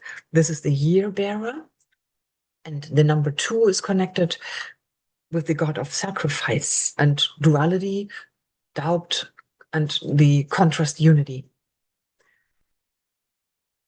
element of it. And it is suggesting unfortunate times based on Aztec and Mayan research. And yeah, big shout out to these two guys, Bruce Schofield and Barry Orr, because they helped me also printing out lists like listings of the Venus phases and year bearers and the signs beyond 2020. Okay, so, and then the direction, you always have a direction connected with the year bearer and the number, and that is the west, and that is representing, it stands for wild. It's wild, losses, illness, cloudy, and evil. So we can make out of it what we want. I think I just started in 2020 that I incorporate these in my forecasts. And so, as I said, I still have to build track record in order to know, like, okay, this made sense and this made sense in this year. However, why I mentioned it earlier, when I look back into 2024, it said the direction was north, which represented barren. And I had, like, my neighbors have an orange tree and a lemon tree, and then I have another across the other fence. I have another lemon, like a Meyer lemon tree. All the trees in surrounding in my residential area here, they were like really barren, so much so that my neighbors they had to treat the tree. So it shows now, it shows a little bit, but it's still in recovery. So, and knowing that this type of, like, the year bearer is more used in agriculture and in weather and leadership, that kind of like made my eyebrows rise. So we will see. I will definitely keep doing these, incorporating the Mayan. And the next thing important is the Mayan Venus phase. So they worked with Venus very big time, because it was so reliable. And you find a lot of Western astrologers now that work with the Venus, like the flower, the shape that it builds with the 5/8 rhythm that Venus makes, that builds a beautiful mandala. Ariel Goodman is really standing front and center with her deep research on that. And so it was very reliable. So it was already a good indicator, reliable indicator for the Mayan those days. And also they saw the Venus energy as masculine. So it was Quetzalcoatl and Kukulkan. Kukulkan more used in the Mayan and Quetzalcoatl more in the Aztec tradition. So we have the phases now. You have the superior conjunction, the evening star, inferior conjunction, and the morning star. Those four stations for the Venus phase. So, and then I always like to tell the little story when for explaining the cycle. So Quetzalcoatl was born because his mother, like Virgin Mary, gave birth to Jesus. So the mother supposedly swallowed a piece of jade and she gave birth to Quetzalcoatl, and he became the god and like the ruler of a kingdom, and everything was wonderful and flourished. And he was really into his spiritual practices and all this, and he kind of lost track of what went on in the kingdom. So they kind of turned a little hedonistic, and things went like partying, and moral was suffering, moral ethics, all that was suffering, and that was brought to him by sorcerers. They came and they told him like what was going on outside, and then they held up a mirror also, look at how you have changed. And so he he said that he realized, oh, because of all the spiritual practice, his appearance changed so much that he kind of looked, for better lack of a better word, ugly, or like he didn't like how he looked. So, and they said, we can beautify you. Just have a couple of sips of this pulque. Pulque is like a tequila based on, I think it's based on Heineken, agave, and it's tequila. So he downed the tequila and he got intoxicated. And the story goes that he danced with his sister, and then he had incest with his sister. So he woke up in the morning, oh my God, and he realized what he did. And then he punished himself, repented, realized what he did, of course, then he punished himself. And there the stories go apart, that some say that he burned himself on a stake, and the others, another version goes that he sailed away to the east, towards the east, and then he became a god again and was reborn as a god. So that was the story. So these are the cycles, and I refer to these because it's the easiest to peg the cycles to the story. So it starts with the superior conjunction.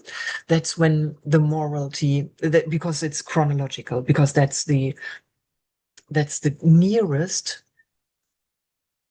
past event. So that's what I want to say. So that was already, it happened. So we are talking past tense here, the 18th of November 2025. So that's what that so 2 months ago.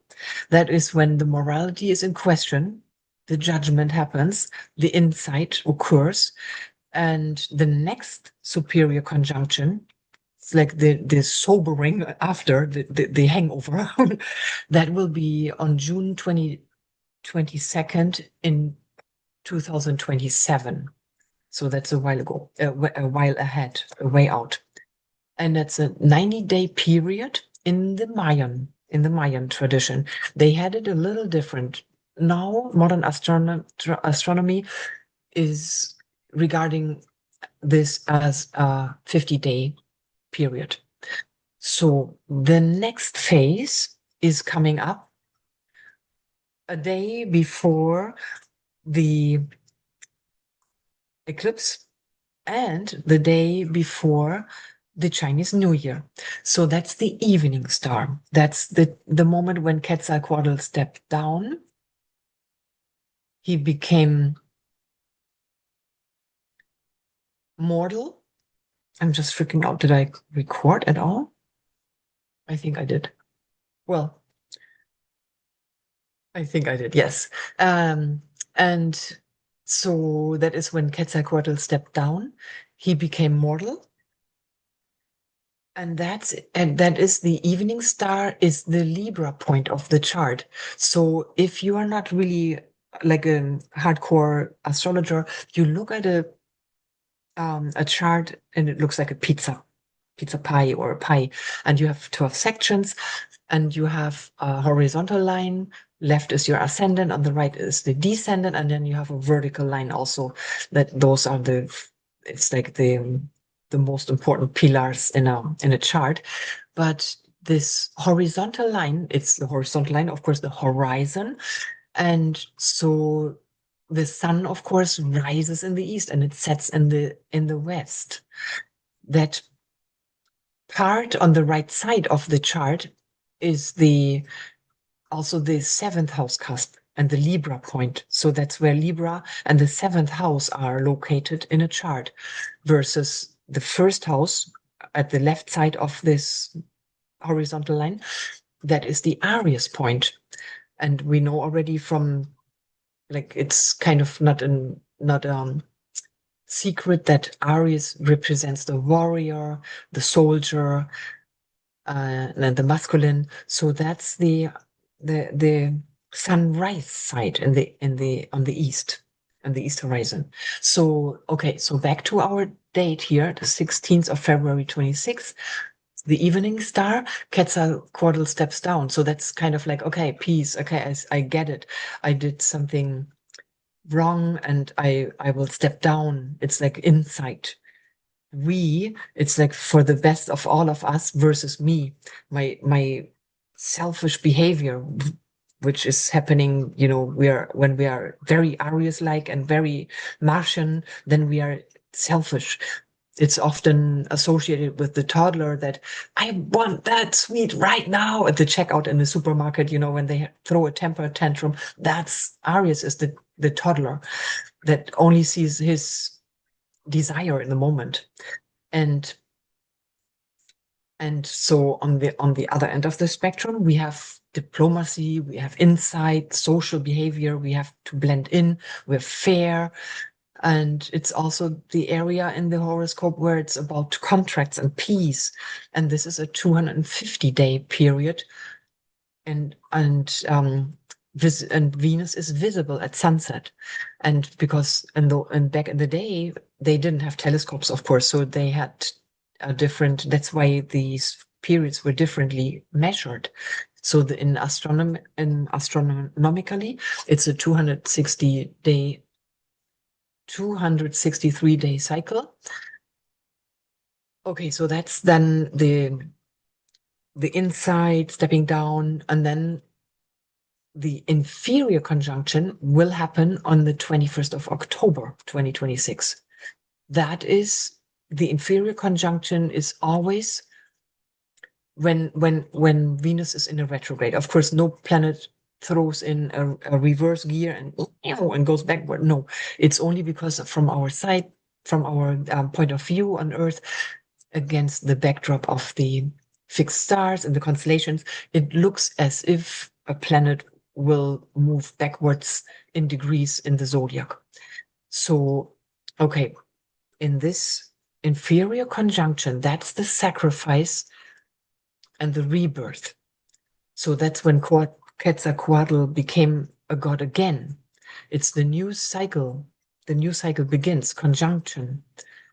Conjunction is always a new beginning, like a new moon. And the next downfall is seeded, unless what I mentioned here, the prosperity trap, unless we get out of the prosperity trap. And that is,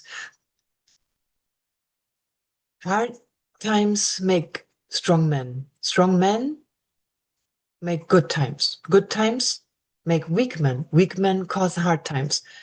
Hard times make strong men. So this thing, whenever we reach the good times, and our ethic finally kicks in, and our compassion and our greed is extinguished, then we can break the prosperity trap. And that's where the crux is in humanity. I think when we get it, that how much of a good thing is a good thing, when we get that taking advantage of other people and wanting to control and wanting to get our ego across is getting us ahead, that this is a wrong thing. When we get that, when I was in Buddhism, I went to the Lafayette Buddha Gate Monastery. There was this story of two groups. There were like a banquet table, and two groups of people were sitting at the banquet table. The most delicious foods on there, and there was the people got like Chinese sticks tied to their hands, so they couldn't reach to the table and grab whatever they wanted from the buffet. They only could get, couldn't get it to their mouth. That's what it was. So they couldn't get it to their mouth, and they only could pick the pieces and feed the person in front of them at the other end of the opposite the table. That means the other people opposite the table, they could pick the delicious food and not feed themselves, but their opposite. So helping each other out. It is such a beautiful Aquarian representation. I cannot think of the word that I'm looking for the word, but you get the point. So it's really, instead of being selfish and I want this right now, and you throw all the good stuff in your own mouth. No, you collaborate and you feed the other and the other feeds you. So that's when there's bounty, there's prosperity. And when we forget about the selfishness and we see that for the good of all, so everybody gets off that table, and probably after that the exercise is done and they can take off their extensions on their arms, but it's the exercise that is so beautiful, that you just learn to collaborate. So, and this is only a short, let's see, have I forgotten anything? Downfall. So yes, so because one Venus is apparently going backwards in the zodiac, and the sun is going ahead in the zodiac. So the sun always goes a degree a day, and then Venus is retrograde, so they only meet for 8 days. That's a shorter time. So that does not it's not so often, like generational constellation. It's like more people are affected, but it's rare in the charts because it's only such a short time. So only the people that are born in those 8 days have it in their chart always. And it's labeled north in the Dresden Codex. And so north, as we heard a little earlier, also that stands for like barren. So it's kind of like a somber, like, okay, be mindful. Think. It's kind of implying a little bit of Saturnian restriction, like not going overboard. So that's what I think. And then, yes, and then when we break the prosperity trap, we will maybe end up in nirvana and we will end up in heaven and in the beautiful golden age. But if we fall for the prosperity trap, that is about 8 days after the inferior conjunction. And the exact day is the 29th of October, 2026, this year. And then that is when Venus appears in the east.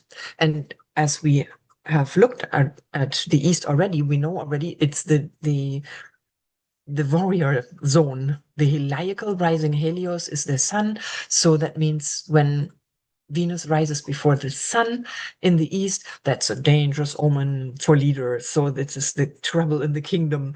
It's social upheaval, downfall. It could be also like famine coming over the country, but it is the prosperity trap. Maybe mismanagement of like storing seeds for the fall season, for the planting season. It's leaders' downfall. Precautions are taken to protect the ones in power, and impulsive desires come up, immaturity prevails. That's when Quetzalcoatl committed his sins, the intoxication and sexual misconduct, falling for temptation, like taking money in corruption cases, going against social codes, ethics. That's 263-day period, and that's also nine months of trouble. I have to close the door. It's getting cold. One sec.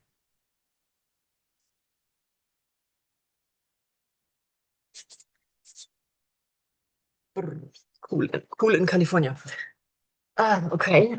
And yeah, that's like a gestation. It's a pregnancy, 9 months, in which we can burst a better society or downfall. Let's see. What's next? So that's also I found that useful to look at the Chinese, the Western, the elements, the Mayan directions, and the Mayan year bearer. So when we look back to, okay, so I have to say here also that the year bearers are only 5 of the 20 that are serving as year bearers, and they alternate. So whenever we look 4 years back, we will have the same year bearer, and with that the same direction. So when we want to know what this year may be similar to, then we look at the Tiger, Gemini, Air, West, and Manik in 2022. And then we can maybe see what personally, what personally happened in 2022 for us. I know that was the first year when Europe was able to travel again.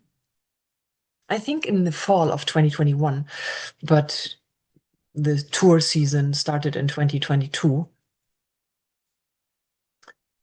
But so yeah, that's definitely an overlap. And the horse, it's a fire horse on top of it. And fire is a masculine element. And it's equated with Libra. So that's nice. Libra is the sign of diplomacy, the diplomat in the zodiac. Then we have air that implies action. The West is definitely, it's not the like the barren north. So I see more abundance out there in nature also. And then Manik is also, as we saw earlier, that it is representing collaboration. So it's a nice overlap. And then yeah, so at the end, I always throw in this little calendar.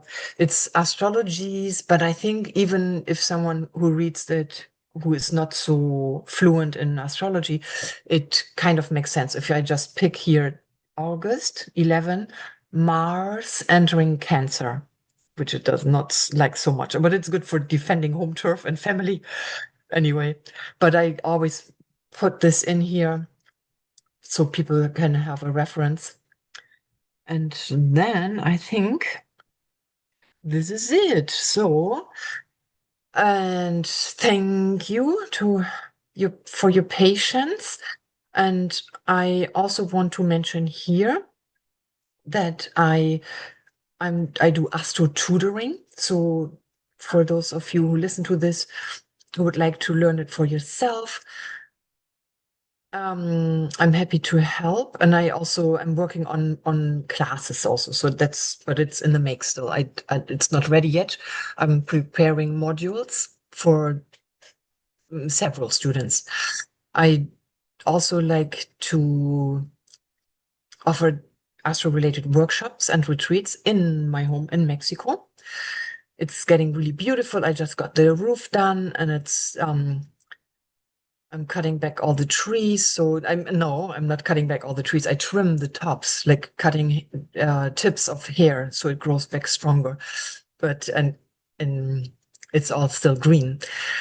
And yeah, little improvements every time I go. And of course, you can contact me for readings, natal readings, chart interpretation, and also if you have specific questions for like vocational decisions, job decisions. Astrocartography, I'm not a certified astrocartography astrologer, but I do work with maps, and we can look at certain locations that you have in mind or certain traits that you want to foster and that we find the location for that. Then last but not least, there's Astro Adventures that I wrote with the wonderful Lauren, Ashley West. And so we worked together, and she approached me and she says, like, we should write a children's book. And it's beautiful fables for children with nice pictures also that teaches kids to get familiar with the characteristics of certain signs and understanding themselves and others, even in school. So if you're a teacher, if you pick this up and read that to your students, it's really helpful to understand why is Teddy so shy? Why does he not want to play with me? And why does Susie always want to stand front and center? Well, she's a Leo, and also work with the weak spots of each sign. So through wonderful stories. And then the other is celestial wellness. That's combining body movements with like herbs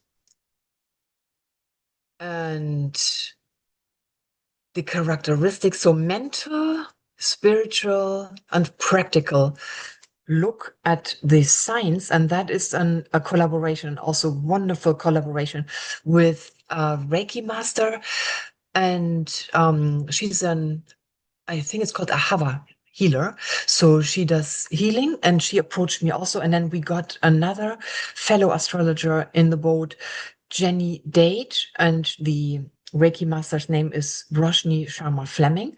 It was so much fun working with these women together. And yeah, so these books are available on Amazon. I know that Amazon is not in everybody's favor. It's just such a big place. It is just where a lot of people still are. That's why we decided we are there, and it's easy self-publishing because it's really a new avenue for myself. And I have another book already in the mix, but it's still in the mix, so that is not to unveil yet. Yeah, reach out to me if you have questions, if you want a reading, if you want to learn more, or if you want the slides also. All right, I hope this is helpful for people, and I stop the share now, and we'll stop the recording now and send greetings, and let's make the best out of this year. So bye bye, everyone.